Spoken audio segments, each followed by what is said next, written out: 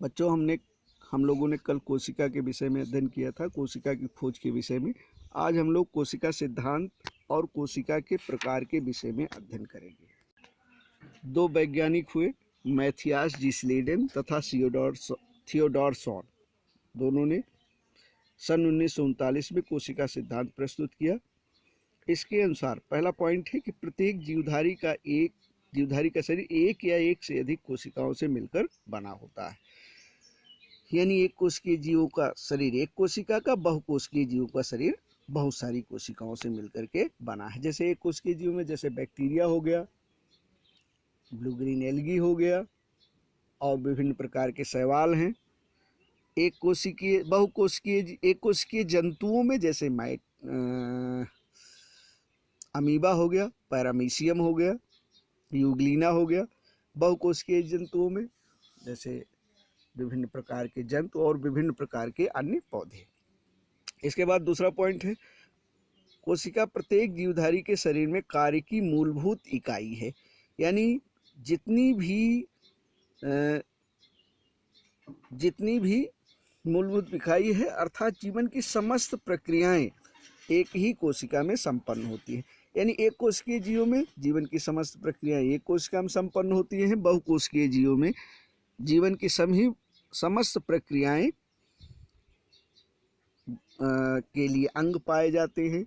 अंगों के बाद फिर अंगतंत्र पाए जाते हैं। तो इस तरह से इसके अतिरिक्त एक और महत्वपूर्ण पॉइंट है इसका, तीसरा पॉइंट, सभी कोशिकाएं पूर्ववर्ती जीवित कोशिकाओं से बनती हैं।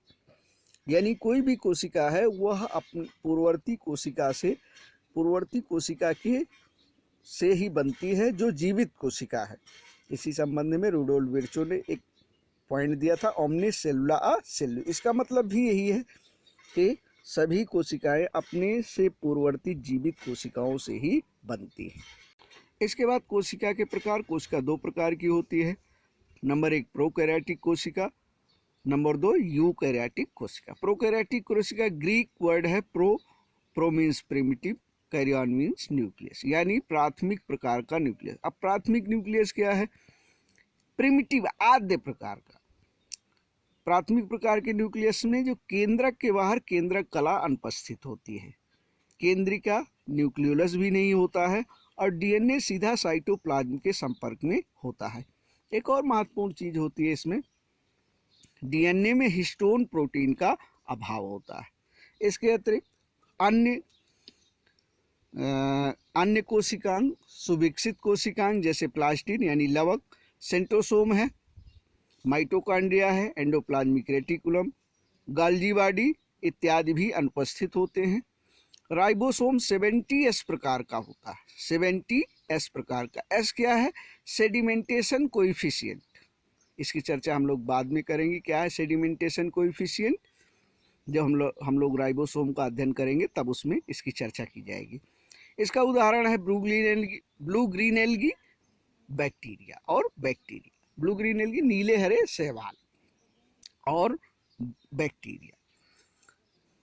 फिर आता है यूकैरियोटिक कोशिका, इसका भी ग्रीक वर्ड है, यू मीन्स गुड और वेल, कैरियन मीन्स न्यूक्लियस, यानी ट्रू न्यूक्लियस, यानी दैट इज ट्रू न्यूक्लियस, यानी कि जिनका केंद्रक सुव्यवस्थित हो, पूर्ण विकसित हो। पूर्ण विकसित का मतलब केंद्रक के बाहर केंद्रक कला उपस्थित हो और केंद्रक में न्यूक्लियोलस भी हो।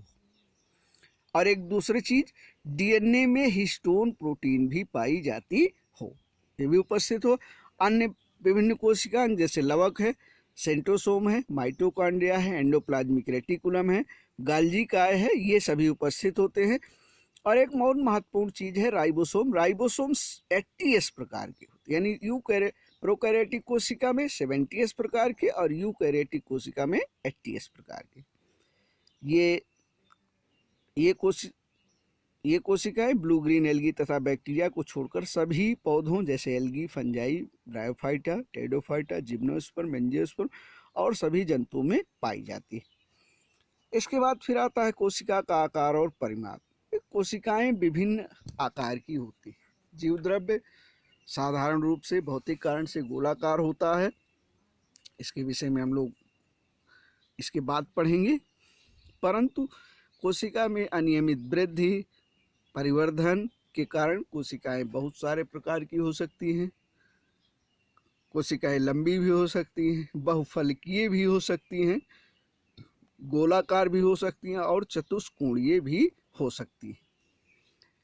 कोशिकाओं की माप ज़्यादातर कोशिकाएं 1 माइक्रोमीटर या 2 माइक्रोमीटर से 100 माइक्रोमीटर तक होती हैं, परंतु इसमें कुछ स्पेशल कोशिकाएं हैं। जैसे एक कोशिका है माइकोप्लाज्मा गैलेसेप्टिकम, ये एक बैक्टीरिया है।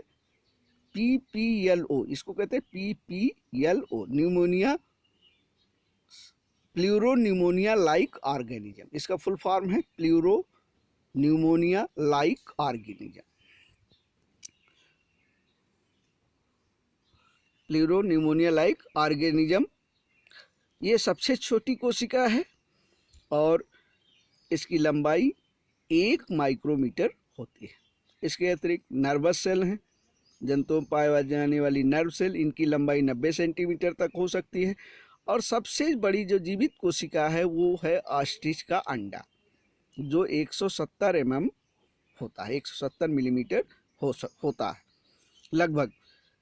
इसके अतिरिक्त स्टैबुलेरिया है, एक शैवाल है जिसकी लंबाई 10 सेंटीमीटर है, यूनिसेलुलर है, ये कोशिकीय है।